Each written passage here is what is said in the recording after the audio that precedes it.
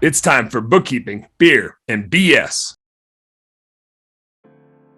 I'm actually probably going to start with things I would recommend not doing out of previous experiences of mine.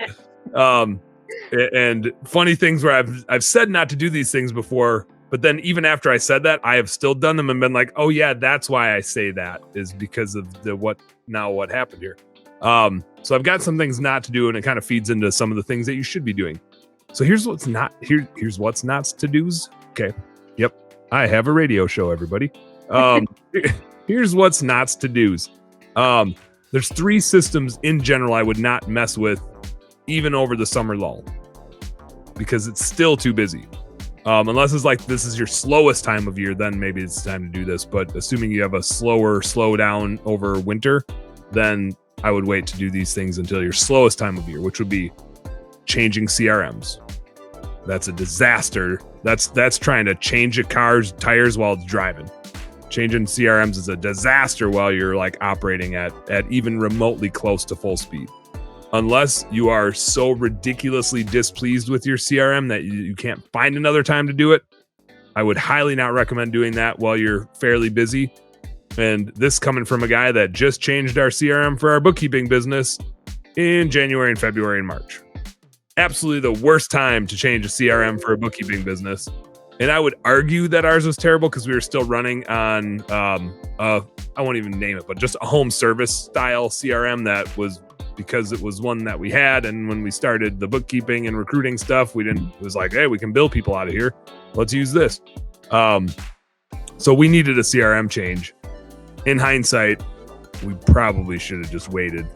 Like, we're still dealing with some of the fallout, and we've been live on this thing for 3 or 4 months, and it's causing us to lose some customers even because of billing snafus and systems and process snafus and stuff like that.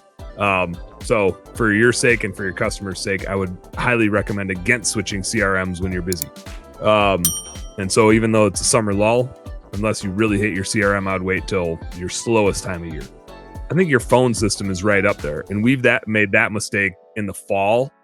It wasn't like crazy busy time in the fall, but we tried to get it in like September before we got really busy in October. But just all the little things in like a VoIP phone system and phone trees and messages and making sure to test every which way that a phone could come through that system. It's not as bad as switching CRMs, but it sucks. And the last one I'd say not to mess with while you're running at a reasonable speed is your payroll system.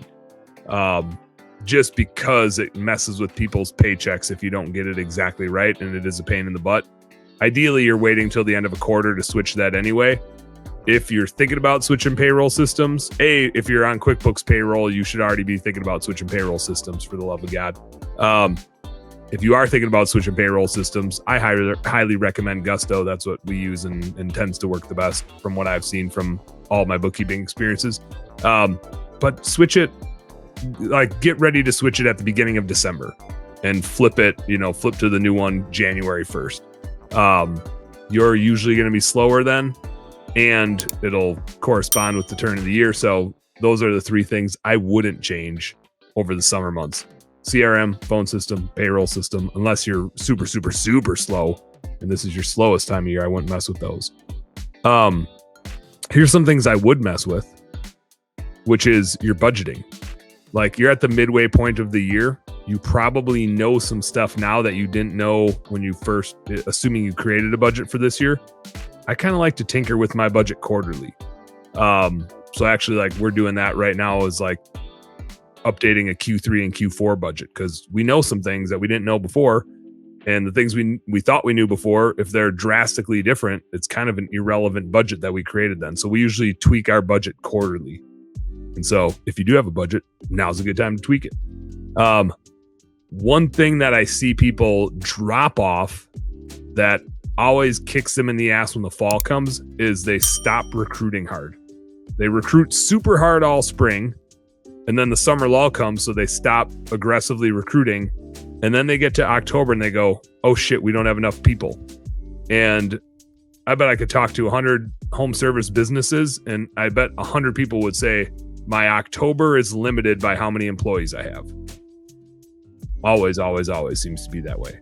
So don't stop recruiting throughout the summer just because in July and August you don't need more employees, because you damn sure know you're going to need them in October and November. And if you wait until September to try to find them, there's plenty of other people that need them in October, November. So they're going to be gone and you're just not going to have enough time to train them.